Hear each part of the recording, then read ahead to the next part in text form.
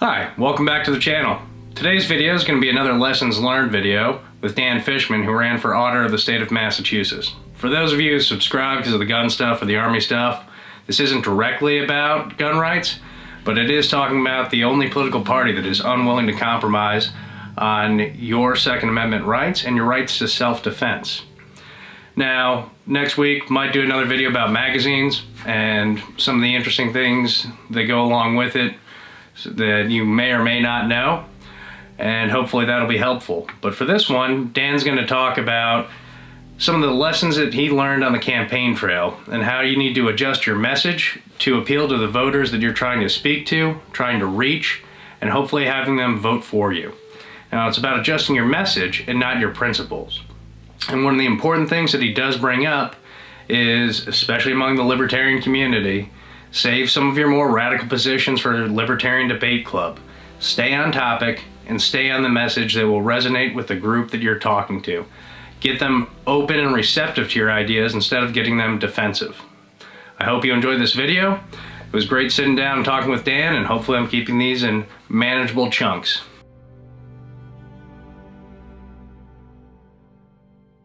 We were invited to speak at an anti-Trump rally. Okay, these people, hardcore social justice warriors. What do they want to hear out of the libertarian? Well, they probably wanted me to say something completely ridiculous so they could laugh at me, throw tomatoes, etc. But instead I went in there and I said, do you know how much money the police have seized in civil asset forfeiture in Massachusetts over the last year? No, because it's not documented anywhere. The auditor should be overseeing that. We know right now that we have a problem where police are able to seize and line their own coffers, and we know that there are all sorts of egregious examples of it, but we don't know how bad the problem is. As auditor, I want to make this transparent. I want you to be the watchdog that the people are supposed to be on police activity. I hope I can convince you to vote for me there, but you bring that to a social justice crowd, they love that. On the other hand, I also got invited to Trump rallies, okay, and I picked up a lot of support in those places. And although the civil asset forfeiture is a winning topic there too, I could bring in a lot of other examples. I stole this quote from Robin Kerner and his candidate in Washington, whose name eludes me right now. And I would start off when I would go to Trump rallies, I would say, let me give you a novel proposition that we should measure the good that we do, not by the money that we spend, but by the outcomes that we achieve. You see a lot of heads nodding. They're like, yeah, absolutely. And I say, that idea is anathema to Democrats. Democrats want to spend money because they feel like they can show that they're doing good stuff. It's virtue signaling for them. But for us, the people who are fiscally prudent, we care about the outcomes. How do you measure those outcomes? For me, as auditor, I want to come in and set milestones and say, this is what the auditor should be doing. These are our goals. Are we meeting them? Are we getting our money's worth? The auditor is supposed to make sure that people in Massachusetts get their money's worth. So again, hopefully I can convince you that you should vote for me, but that's a talk that you can give to a conservative group, and that's part of politics. Is messaging, making sure that your message is the right message for the crowd that's going to hear them. And if you can't change your message, you shouldn't be the candidate, okay? I'm not changing my principles, I'm changing the message. And that's an important thing about it, because we're not going to agree with everybody on everything, okay? And libertarians, the gift that we give to our country is to make everybody understand that that's okay.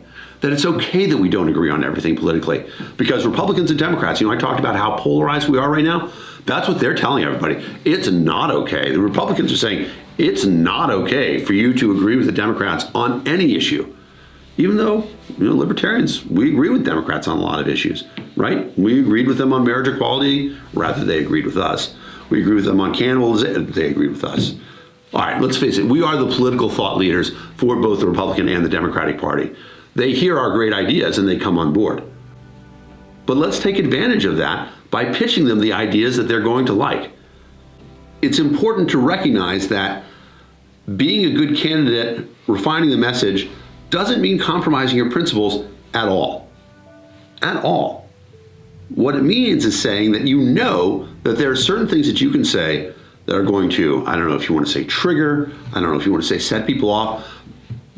Get them defensive. Get them defensive, exactly it. The electorate has been so programmed by the Republicans and the Democrats to be polarized that if they hear certain topics, they're going to lose it. So we have to find a way to not say those triggering words, but to get that idea out there, to get people to think about it. One of the things we would say all the time is, your money belongs to you. That's such a libertarian idea, right? Number one in our principles is self-ownership. Your money belongs to you. If you say it like that, everybody can hear it. But if you say, I want to cut spending to schools, if you say, I want to cut spending on anything that's somebody's pet project, you're breaking them up. You are triggering them. You are giving them the reason to not listen to the rest of what you have to say. And you can't do that because your message, you can't get your point across in 15 seconds, but you can stop people from listening to you in 15 seconds. So you have to find a way to extend that conversation so that the message that we're bringing is heard in its entirety. Because the libertarian message, although simple, has to go against at least 50 years of the best political scientists that the Republicans and Democrats could buy, crafting a message that prevented any Republicans and Democrats from hearing anything else. Republicans and Democrats have been burning down our collective house for the last 50, 100 years. We have to show them liberty. And we have to show them a way that defeats the programming that they've been getting. And it's not just the main parties, right? It's the media as well. The mainstream media preaches this idea that it has to be Republican or Democrat. We've seen so many examples of that. There was even a survey out where for a libertarian candidate recently who's doing an exploratory thing for running, and they didn't include the word libertarian anywhere in there. Are you more likely to vote Republican or Democrat or independent? It didn't say libertarian. The idea is that there's only two parties and then there's everybody else tossed off. We're fighting against that programming. You as a candidate have to be, and it's not fair, but you as a candidate have to go in there and be willing to work extra hard to reach those people who've been programmed against hearing anything that you have to say. That is a critical element of being a good candidate. Your principle as a libertarian, it's not going to change, right? We had this big discussion recently about how nobody could point to a major point of principle the libertarians have changed in the last 45 years. You can find some libertarians who moved on the death penalty, but the party was always against the death penalty. You can find some libertarians who moved on border policy, but the party's always been in favor of open borders. Our principles are the core, and whatever office you're running for, your principles are going to be your guiding thing, but your principles apply to you. People want to know about how you're going to affect the audience. One of the really important things for me in getting the Boston Globe interview was they asked me, they said, so libertarians believe a lot of things that are outside of mainstream politics, like the idea that you would, end funding to all public schools. And my answer to that, and this is sort of a lesson that I learned from Carla Howell, one of the other great speakers in our group, is I said, libertarians most of all believe that government should not overreach their positions. The auditor is not empowered to do anything about schools. The auditor is not empowered to do anything about taxes. The auditor is only supposed to make sure that government isn't wasting money and to make sure that we have complete transparency. That's the lane that I'm going to stay in. That's what I'm being elected to do. That's all I'm going to do. That was a winning message, okay? In fact, I found out afterwards that that was the critical element for me to say to the Globe, for them to be willing to endorse me. Because they liked my ideas, they liked everything about that, but they were afraid that I might, and so there was an off-the-record conversation that happened afterwards where the head of the editorial board, or a person on the editorial board, called somebody who was in my senior staff and said, am I really going to endorse a libertarian? Am I really going to endorse a libertarian for auditor? And he said, the question you're really asking is, will this candidate embarrass me? I can tell you, no, Dan Fishman will not embarrass you.